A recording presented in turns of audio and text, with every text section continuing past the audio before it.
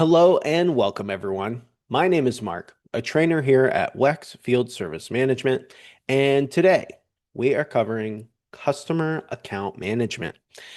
This webinar will cover your customer list, how to search for customers, merging and deleting customers, look at the sync statuses for customers, how to create a new customer. We'll do a full customer page overview, looking at customer status and referral source, quick actions, how to add billing addresses and locations, tips for settings and preferences, attachments, customer timeline, payments, equipment, maintenance plans, contacts, and also some customer reporting.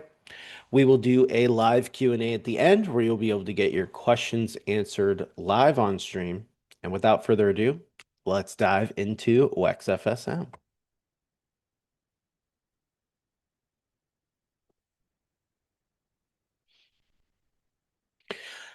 So today's topic, we want to talk about customers, customer account management. The first place that I would recommend going to so you can see all of your customers in your system is by clicking on the customers tab. We have the schedule tab. So by default, when you log in to the site, you will be on the schedule page. You just click over to the customers page, and this will be your entire customer list. Also, welcome, Brian. We are recording today's session, so you will be able to watch a replay of this to catch what you may have missed, but we did just get started, so you haven't really missed a thing. We are starting on the customers page after you log into WEX FSM, but welcome, Brian. All right. So from this page, if there's a couple scenarios. If you have signed up and you do not have any data loaded, this may be empty and you need to add new customers. And as you add new customers, they will be saved in this list. Maybe you did have data loaded and your customers from your previous software have been loaded into your system. You will then see those customers here. And these customer profiles, if you are syncing to QuickBooks, will be linked to, their counterpart in QuickBooks. And if you make any updates here, they will sync down. Those updates will sync down to your QuickBooks. Now, if you want to add a new customer, you will do that from the top right. There is a red plus button. It's next to the customer search. Which, by the way, well, you know what? We'll talk about that in just a little bit. Let's do this first. Click the plus button, and now we're adding a new customer. And so you can choose whether or not this is a residential customer, which allows you to put their first and last name, address, and or are they a commercial customer, in which case you would put the business name. You can select a referral source. This is going to be where they heard about your company. Where did this business come from? What referral did they get to hear about you? And you can select that when you are creating the customer new. Pro tip here, if you're adding a customer who does not have an email, it's not going to let you save it by default. Email, if you notice, there's a little red asterisk here. And so by default, we require email. It's always good to get an email from your customer. A lot of the communications you'll send out can be via email or text. But let's say you didn't get the customer's email or they actually don't have one. You still want to add them as a customer. You can opt out of marketing emails and opt out of email notifications. So basically, you're just turning off the email options here, and then it makes it so that the email is no longer required, and you can save your customer without an email. Also, just to know, the default tax group, by default in your entire system, if you are creating an invoice for this new customer, let's say, it's going to pull taxes by their zip code, by the location's zip code that you're servicing. However, if there is a special scenario, maybe the customer I'm adding right now is a school that I want to actually offer 0% taxes to. You can set a default tax group from here, and it will override any other tax group it may be selecting whenever you do a job for them. Once you add that customer, they will show up in your customer list here. You have a customer search. So right now we're on the customers page and there is a search. So you can come here to search for customers. You can search by customer name, location, email address, phone number, and last visit date. But most likely, you will only be using the customer search here to search for customers so you can either merge or delete them or check the auto sync status. Your day-to-day customer search when you are scheduling and moving around the site will most likely be in the quick search at the top here because this quick search is visible no matter what page we're going to. So if I go to, schedule, well, it's not every single page, but the main navigations, a lot of the pages will have this customer search. Going back to customers. From here, you can also see the auto sync status. If I add a new customer and hit save, and I'm syncing to QuickBooks, that is going to first go into a ready state. And then on the next sync, it will sync over to your QuickBooks and show as synced here. If you want to view a customer, you just click on their name, and that will take you to their customer page. And then if you would like to merge customers, you will just select both accounts you would like to merge together and click merge. You will first select, there's a couple things when merging customers. So number one, you need to know which one of these accounts do you want to be the master account. So let's say that we will select Bree as the master account. The other account will merge into the master and you won't be losing anything there. It's just anything that's a one-to-one comparison will be the same. Anything that's different will just be added to that master account. If you're syncing to QuickBooks and we have it highlighted, in yellow here, you must do merging in QuickBooks first, and then do the merge in WEX FSM. So let's say that you have duplicates in both places. You have duplicate in WEX FSM, you have duplicate, or I guess not duplicate. You have two accounts you want to merge. They're both the same accounts in both places. Do the merge first in QuickBooks and make sure you select the same master. Then do the merge in WEX FSM and select the master. When the sync happens, it'll then be a one-to-one sync and the sync just goes through, just fine. If you merge in WEX FSM first and it syncs down and there's still two customers, it may not know which master to pick and you could see a sync error. So we do have a reminder for you here for when you go to do that. But merging customers is simple to do just as long as you know the process. Pick the master, merge in QuickBooks first, merge in WEX FSM, and the sync will do the rest. Okay, let me check my notes. Very good. Now let's dive deeper into a customer page. So let's say I want to go to my customer, Justin Hernandez. Let's use our quick search here. If they are in your customer list, they'll show up as a drop down here. You just click on their name and that will take you to their customer page. At first glance, there is a lot to look at here. There's buttons, there's information, you have a left side and a right side, there's a huge timeline, there's a lot to look at. But we are going to go through all of these together, and we'll start on the left. At the very top, we have your customer name and a quick delete icon. If you want to delete this customer, you can use the little trash can icon. Quick actions. These allow you to do certain functionality in the system. Message the customer is two-way texting. You can send them a text right from here. Log a phone call. Maybe you talked to the customer and nothing was determined. You'll reach out to them later, but we didn't create a job. We didn't create an appointment. But I do want to document that I did talk to the customer. That's what log a phone call would be used for. Schedule an appointment. Maybe your day to day, you're scheduling most of your appointments from the schedule page.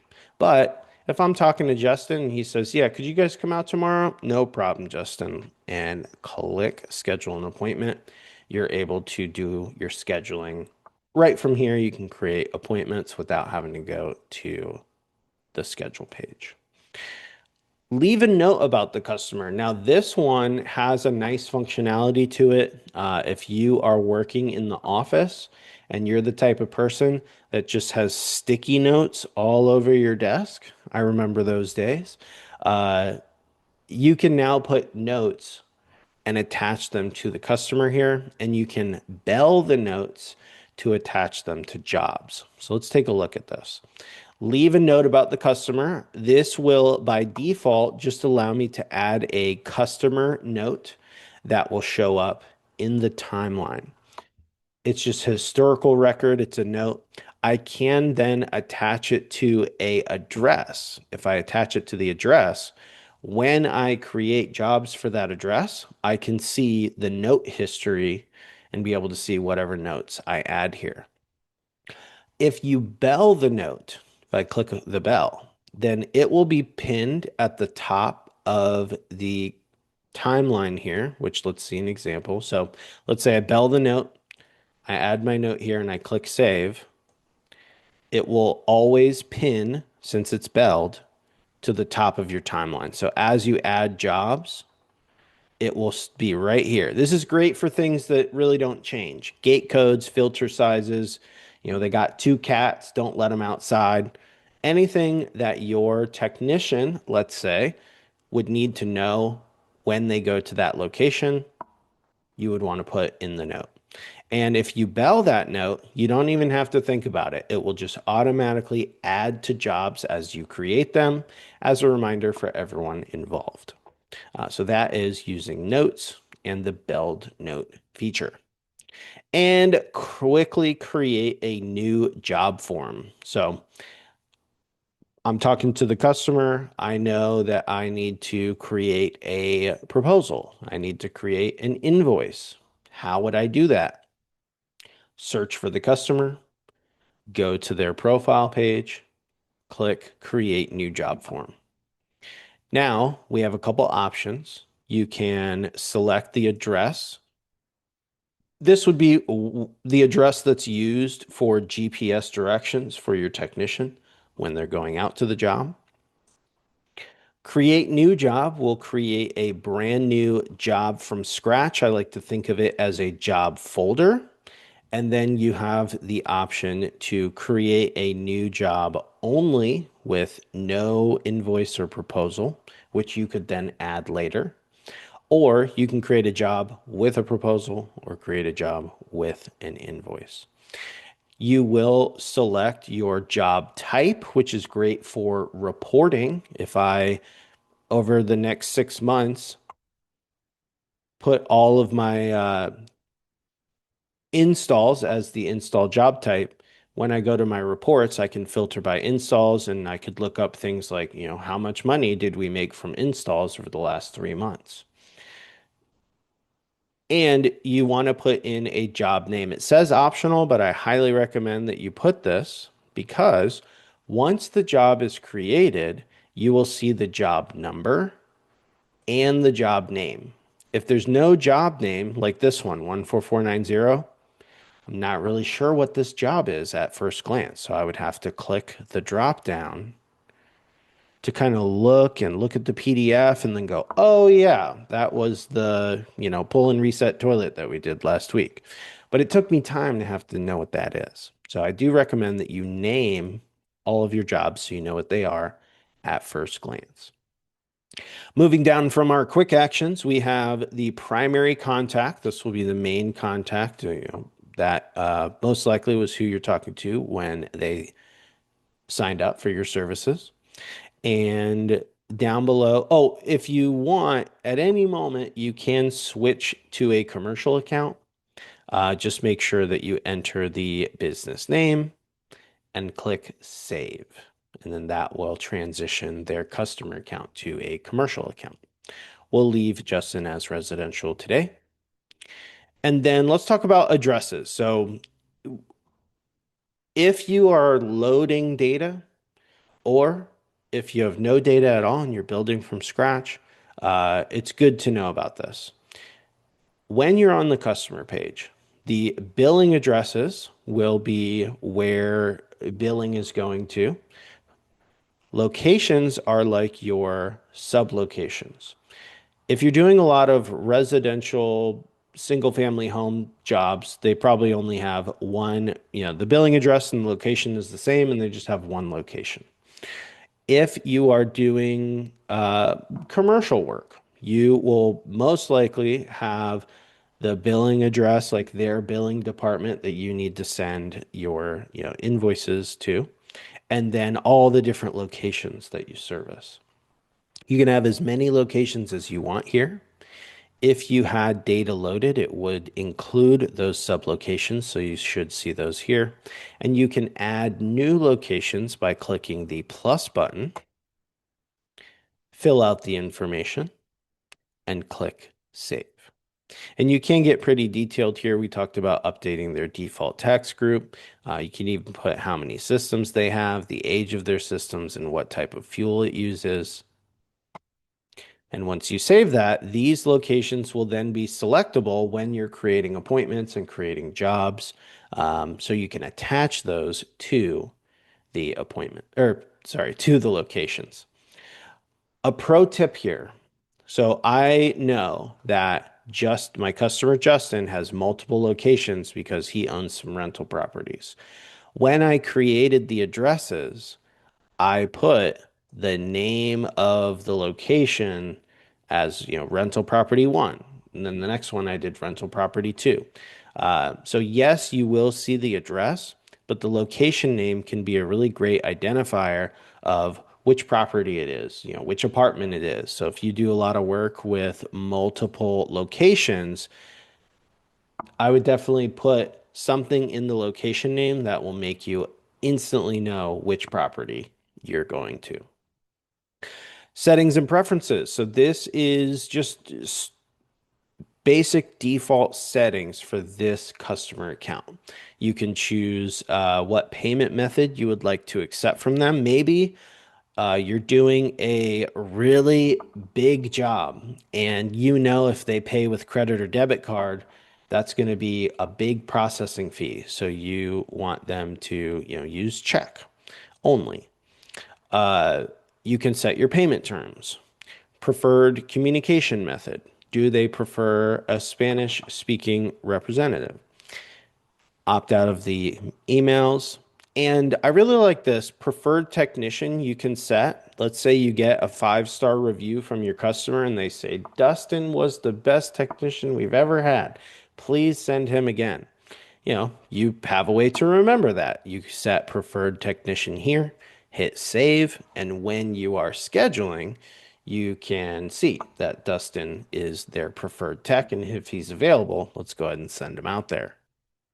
Growth potential is also great. You can put in the project. So if this customer has a system that you could replace and get some revenue in from that install, put the projected system replacement year and the revenue potential. How much do you think when you do that renewal install how much money you think you could make there. And really, this is just a note for you to remember there is growth potential for them.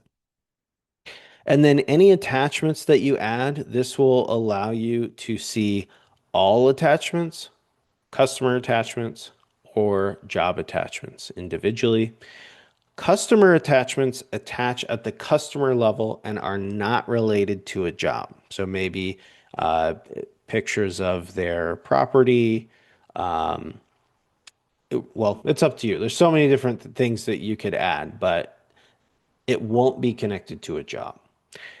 Job attachments are connected to jobs and will have a job that you can select to go into the job that that attachment is set for. This is really just a quick access to view attachments in total. Most likely you'll be looking at attachments when you're inside the job folder, looking into that job. Okay, so that is the left side. Let's now talk about the right side. At the very top, you do have a way to set your customer account as inactive or account on hold. Account on hold is a good use case for that is you have a customer who's not paying you. You've done maybe one or two jobs for them, they haven't paid, and you want to stop work for that customer. And you don't want someone else in your company to help them either until they pay. So if you put the account on hold, it will actually put it on hold for everything. Like you won't be able to create new appointments for them. You won't be able, well, you will be able to take payment, but it will prevent you from going out and doing more work with them through scheduling. Referral source, where did the customer hear about you? You can update that from here. And just as a reminder, if you want to set your own custom referral sources, you will go to Settings, Customers and Scheduling, Referral List.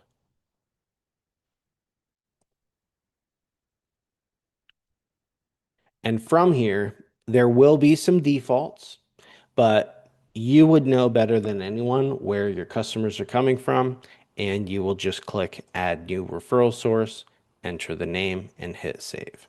Then, when you're adding your customers, you can say, "Hey, how'd you hear about us?" "Oh, I heard about you from a Facebook ad that you put out 2 weeks ago." "All right, sounds good." Mark them as Facebook.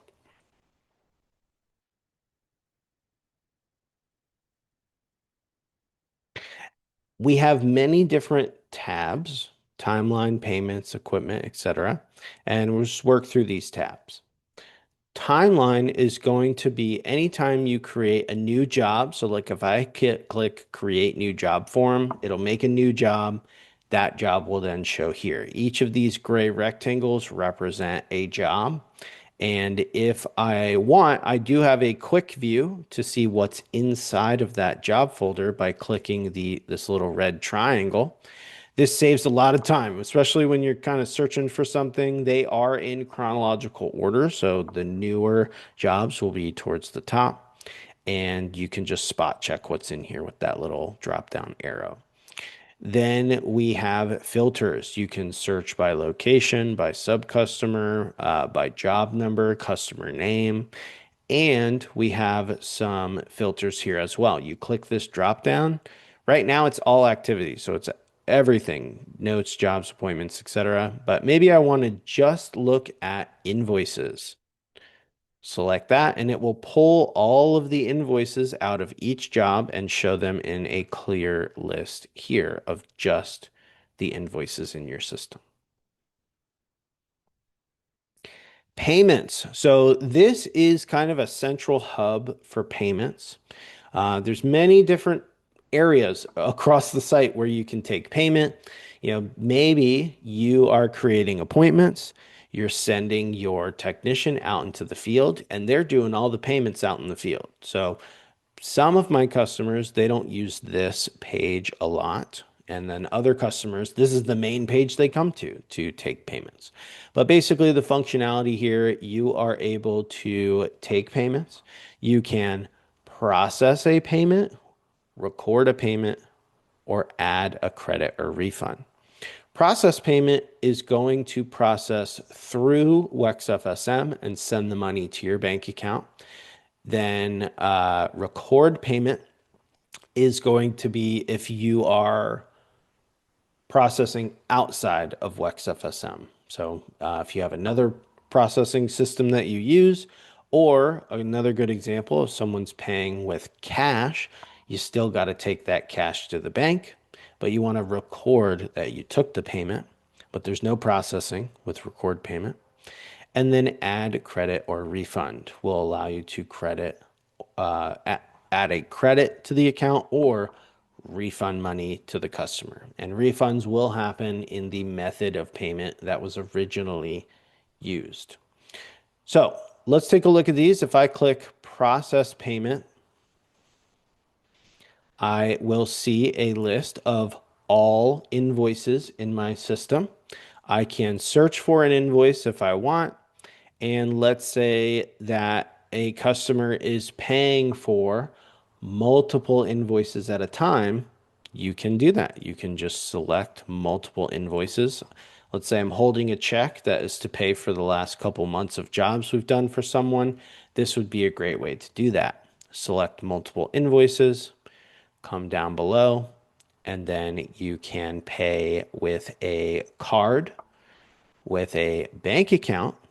And if you do have any stored information, like stored card or bank account info, you can just use their stored. You already have the info and you can take payment from there. The same goes for record payment. The biggest difference between those two is just one is for processing through WEX FSM and the other is just for recording. So you can see this looks the same. I do want to show you this. So the way this works, it's first going to say, which invoice do you want to apply a payment to? Uh, Normally, you create the invoice. That's going to have everything you're charging the customer, and then you use that invoice to take payment. However, there may be a scenario where you would like to take a payment without an invoice. Maybe you're on the phone with a customer and they're like, I'm trying to pay you right now, and you haven't made the invoice yet, but you're not trying to get off the phone without taking money. So you could just take a payment without an invoice here. Let's say someone's paying you $1,000. Come down below. They're paying with a check. We received that today. And now we are recording a payment without an invoice. You can add a memo if you need to and hit record payment. Any payments that are not attached to an invoice will sit in your system and just wait to be put in their home. So from here, we can see that we've got some credits, we've got a cash payment, and then here's that check payment that we just did. So with the check payment, that scenario is I didn't have an invoice made just yet. So then you could go create a new job, make an invoice, make it for the amount, it's $1,000 invoice, and then apply this to that invoice to pay for that invoice. To apply the unapplied payments, you simply click on the edit button or the edit pencil here, and then you will reassign payment. You also have the option to delete payments and refund payments from here. But reassign payment, let's say we are going to apply this to this invoice. Come down below, and then you will want to take payment without invoice off, and it will show the original payment, the total payment, and then you would just fill out the rest of the information and hit save. And then that will apply to that invoice. And then credits and refunds, you have three options. You can credit and refund at the same time, credit only, and refund only. If you add a credit, it will add a credit to the account. Actually, we see right here, we've already added some credits, and this will just sit in their account. Maybe the next service that they do, you say, hey, you have a $100 credit on your account. Would you like to use that to pay for today's service? The customer says, yeah, that sounds great. Then you just click the edit pencil and apply credit to invoice. You also have an area to see payments and credits by invoices here. This will just show you the date and time that the invoice was created, the payment that was made, and the balance that's left over. Payment plans. If you set this customer up on a recurring payment plan, then you will be able to see that here. Any stored accounts that they have will be here. Of course, we are PCI compliant, so you will know that their info is safe here. And then a customer statement. If you're sending statements out to the customer, then you would see those here. Equipment. So equipment is a really big one if you are doing installs and you do have a lot of history working with equipment with your customers. The equipment that you add here, when you click add equipment, this is you documenting what equipment is on location, and you can get very detailed with this. From here, you'll enter the equipment name, model number, manufacturer number, description, serial number, physical location, where is it in a confined space, the warranties. You just get super detailed with what this piece of equipment is. When you're done, click Save Equipment. That will save to the customer equipment list. And anytime you do a job for that location, you will always have a history of what equipment is on location. So if I'm a technician, I pull up in the truck.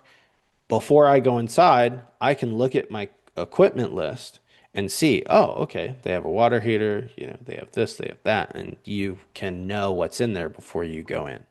Also, any updates that you make here, those are instantly viewable after you save in the mobile app out in the field. Maintenance plans. Now, we're not going full depth into maintenance plans today, but if this customer does have a maintenance plan, that would show up here. Just an example, I'm just going to add one real quick. Select a plan name. It's $100 a year. Sounds great. We got our service windows, reminders, and payment. Not now. For now, just an example. So I know I just flew through that. If you are interested in learning more about maintenance plans and running a maintenance plan program, I recommend that you go to the Help Center, video courses and webinars, and you can either attend a live maintenance plans webinar, or we have sell and track maintenance plans here. And then our maintenance plan recordings, or sorry, our webinar recordings. So we have a basics and an advanced maintenance plan courses that you can just watch on your own time. But if you're on the maintenance tab, you will see if they're a maintenance plan customer. If they are a maintenance plan customer, you will see a star next to their name. You hover over that and see which maintenance plan they are on. And you can also do your scheduling for maintenance plan visits right from here by clicking the calendar icon next to the job you're going to do. So in this scenario, this customer has signed up. They're part of our Comfort Club plan. I can see that we still owe them a AC cleaning in the spring and a heat cleaning in the fall. I want to go ahead and schedule that. I'll just click the calendar, and now it already knows which job I'm doing, and you hit schedule now, and schedule your visit right from here. And contacts. Anyone that you want to be able to send a communication to through your system has to be added here as a contact. Think of this as the overall contact list for this customer profile. If I am, creating an appointment and I want to send out an appointment confirmation, I'll be able to select from this list here in a dropdown when on the schedule page creating the appointment. Okay, let me check my notes one more time, make sure I didn't miss anything here.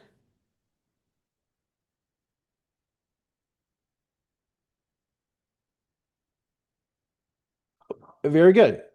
Now we are ready to move to our next section.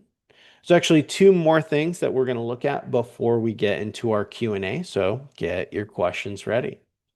Let's go to settings, customers and scheduling, customer preferences. From this page, you will be able to, if you want, you can set a customer number. So by default, this is off. When I create a customer, it's not going to create a customer number. I'm searching the customer by their name, by their addresses, things like that. But and when I create jobs will automatically populate a job number. So I can track jobs through job numbers. But maybe there is something where you need customer numbers in addition to job numbers. You can just turn that on here, and it will allow you to select the starting number. And then once you create a new customer, it will create a customer number. So like right now, if I turn this on, this is at 1,000, and I create a new customer, it will, after it has assigned a customer number to all of my customers, whatever number that is, the next customer I make will then have the next customer number in succession. And then how do you want your QuickBooks customer format to look? So first name last, last name first. This is personal preference, but you can set that here. So when you're looking at your customer list, the names will be in the order that you want to view them in. When you're done, click Save. And the last thing we're going to look at is the customer's report. To get to the customer's report, we need to go to the reporting page. So we will click Reporting.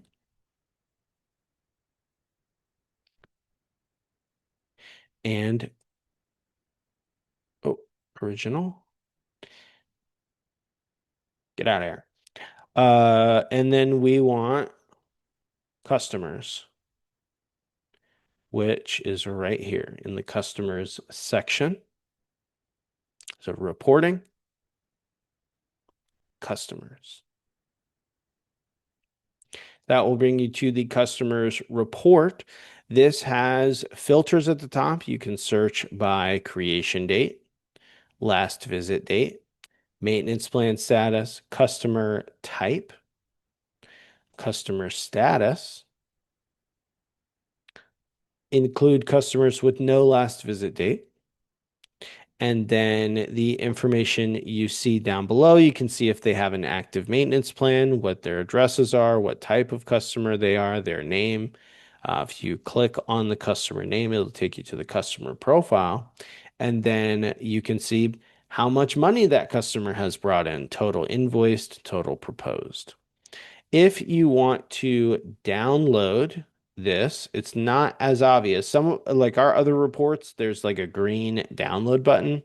For this style of report to download, you will choose a format to download from here. Click on this.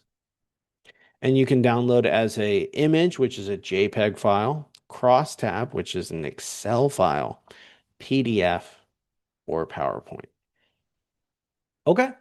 So that is all the information that we have for today's presentation. We're going to move to our Q&A now, but I just want to say thank you guys so much for joining.